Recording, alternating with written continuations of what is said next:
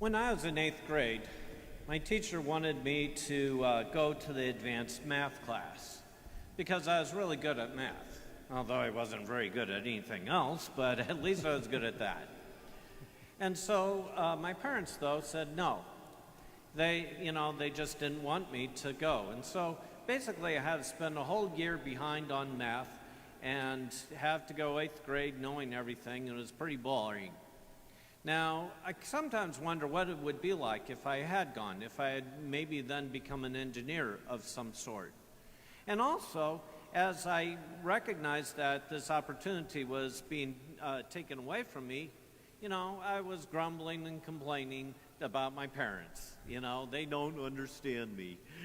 But the one thing I realized is that, if I held on to this and I kept on going over and grumbling and complaining, soon it'd be bitterness.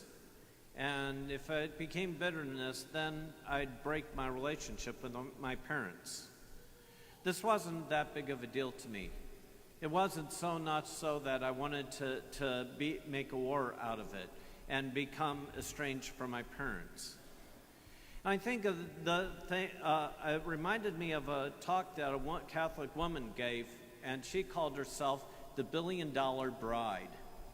And the reason why she called herself the $1 Billion Bride was because she was right before she was getting married, and she and her husband were deciding where to live, and he got this job offer from this startup company. And it was a pretty good offer, but she wanted to be closer to her parents. So they decided to go and move elsewhere. Well, this startup company happened to be Google. So she really was the $1 Billion Bride. And I could think about whether he would have complained about, you cost me $1 billion, and started grumbling and complaining about it, and eventually become bitter about the wife that cost him $1 billion. And when we get bitter, then we break a relationship. Then we no longer are in relationship with one another. We forget to give thanks to God for the things we do have. I had a wonderful childhood. I had a wonderful growing up. I had a wonderful relationship with my parents, and that's where I give great praise and thanks. This husband who married the wife that cost him $1 billion gave him children, gave him love, gave him a home. Enough to be thankful for. In the first reading, we have Elijah who's grumbling and complaining. Here Elijah is, that he, first of all, got called by God to be his prophet. Then next, he was called to challenge the 400 prophets of Baal to a religious contest. And he said to them, hey, we'll find out which God's true. You cut up a bull and call upon your God. I cut up a bull and call upon my God, and we'll see who wins. And so the prophets of Baal cut up a bull, yell and scream, nothing happens. Elijah cuts up a bull, drenches it in water, and then calls on God, and the fire comes down, consumes everything. He wins hands down. After that, he kills all 400 prophets of Baal. And because of that, the queen Jezebel is after him, wants to kill him, and he escapes. And so all this good things that are happening to him, and what do we see him here? Grumbling and complaining about his life, a lot in life, that it's not easy. And once he eats this bread and goes to the Mount of Horeb, he asks to see God, and God shows himself to him. And he still complains. He misses out on all the things that God has been doing for him, rather than giving thanks. In the gospel reading, we have the Jews murmuring about Jesus. And here it is. He's just preached the word to them. Wonderful. He's done miracles, healings, exorcisms, multiplied loaves and fish to feed 5,000 people all at once. And they still complain. Rather than being thankful and grateful, they complain about who Jesus is. I don't know his mom and dad. I know where he comes from. Rather than giving thanks and praise. Paul in his letter says, do not grieve the Spirit. And he says that we grieve the Spirit by bitterness.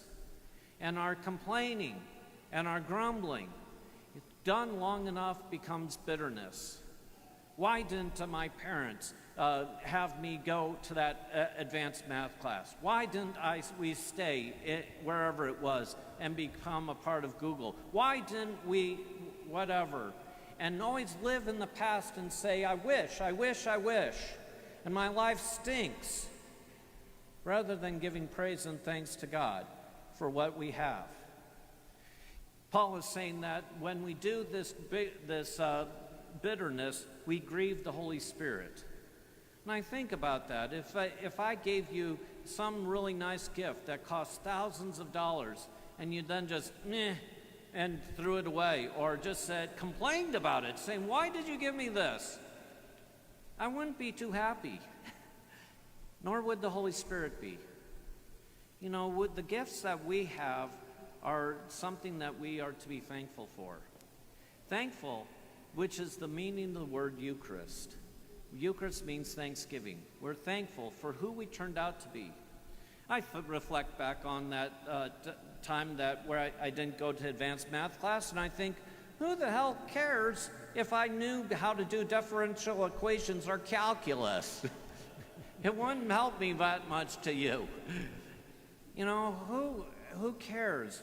Can I give praise and thanks to God for the person that he with my cooperation, have made me out to be? Can I give praise and thanks that I'm not the millionaire? Can I give praise and thanks to God for who I am rather than who I could have been? As we come before this altar, let us get rid of all bitterness, all complaining and murmuring, and be thankful for who God has made us to be and for what the gifts God has given to us.